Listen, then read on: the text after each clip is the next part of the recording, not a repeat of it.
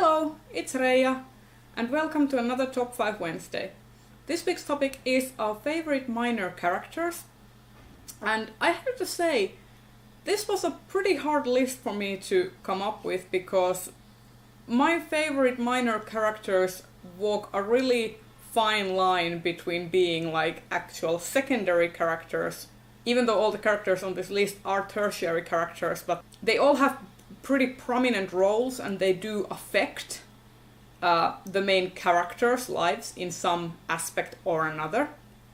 And those kinds of minor characters for me are the most interesting, the kinds that either question the main character's reality or act as foils to the main character. So, without further ado, let's just jump right in. Number 1 on my list is Gideon Thraxios from the Doctrine of Labyrinth series. And the reason why I'm holding the Virtu, the second book in the series, is the fact that he plays the most prominent roles in this book and also in the third book, the Mirador. But I think this is the book that really kind of has more focus on him personally as a character. He is probably the most minor character in this list, because he is in fact the main character's lover at one point in these books. And he acts as a foil to Felix. And their relationship is not exactly healthy and it is not meant to be portrayed as such. And I just really love Gideon's character because he is the kind of character who is very blunt in his opinions and he says what he thinks and he doesn't approve of Felix's bullshit, so to speak. That's one of the reasons why he is so dear to me, because he just ticks all the right boxes for me of what a character that I like should be like. So Gideon Thraxios is definitely a minor character that I really like.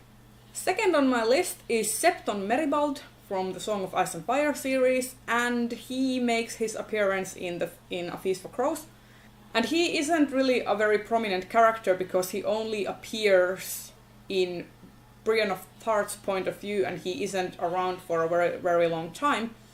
But in the time that he has, he makes a really huge impact. He has one of the most beautiful speeches about war and what it does to people and what it does to civilians and what the role of a civilian is in a feudal order. And it is a very raw and very emotional speech, and it is one of my favorite passages in A Feast for Crows.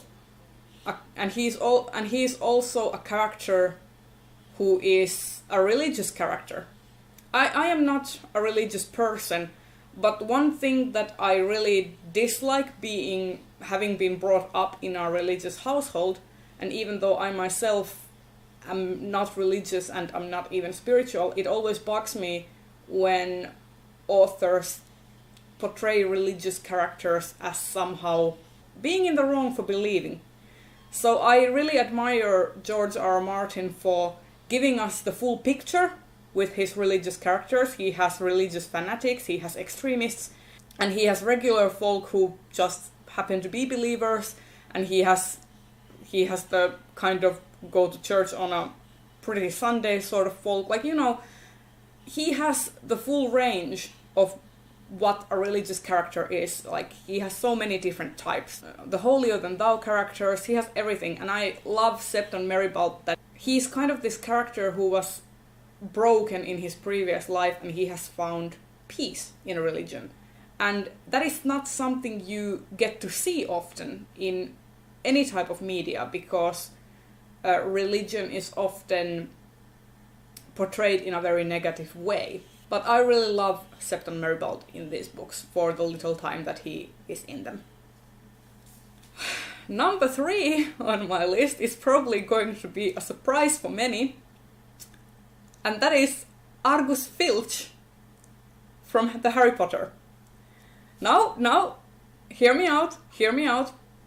Like, Filch is a very sympathetic character for me, because when you think about it, he's just doing his job.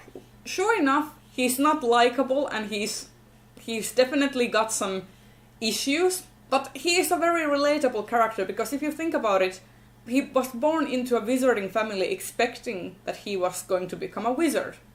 And imagine the struggle you have when you realize that you are born into this family and you don't have what it takes to be what you expected you were gonna be, because all your other relatives are wizards and witches, and he is a squib. And then you kind of have to settle to a job that doesn't require much skills, and you are constantly being made fun of by the students and even sometimes the faculty at Hogwarts, and people don't respect you. So I can really sympathize with Filch a lot. And I think that I have a lot of problems with how Rowling portrays characters that are not always morally the most upstanding citizens, because she tends to portray them as very black and white.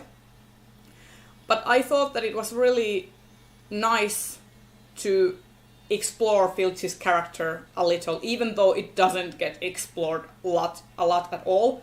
But even the little nod to the fact that he is a squib and he is struggling to come to terms with it, even now that he is an old grumpy man. I will have to give Rowling thumbs up for trying at least.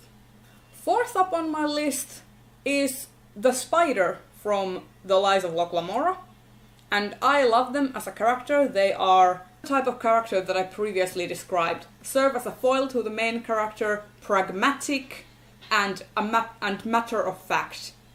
And that's really all I have to say about the spider, because I don't want to go into spoiler territory about them.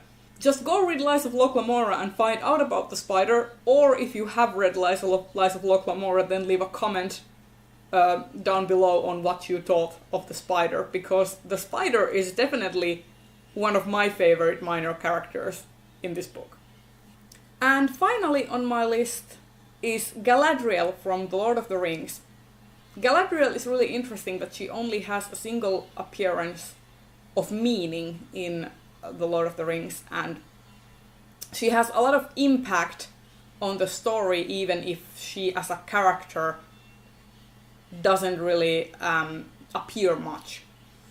And she is a sort of mentor character for Frodo, and she has a huge impact on Gimli as well. And I really love Galadriel for her ethereal feel, for her wisdom, and for that kind of cold edge that is there. Like when she says that instead of a Dark Lord you would have a queen. Beautiful and terrible. I just really love Galadriel. And even when I was a little kid and read Lord of the Rings, she left a huge impact on me. Which is amazing considering that the book has a lot of sword fighting and swashbuckling and characters traveling, and she only appears in like one or two chapters if I recall correctly, and need to reread Lord of the Rings, by the way. She is an awesome character nonetheless. And there you have it. Those have been my picks for my favorite minor characters. If you like this video, consider giving it a thumbs up and subscribe to my channel if you haven't already, and leave a comment down below telling me about your favorite minor characters and books where they appear, so I might check them out. I'll see you in the next video. Bye!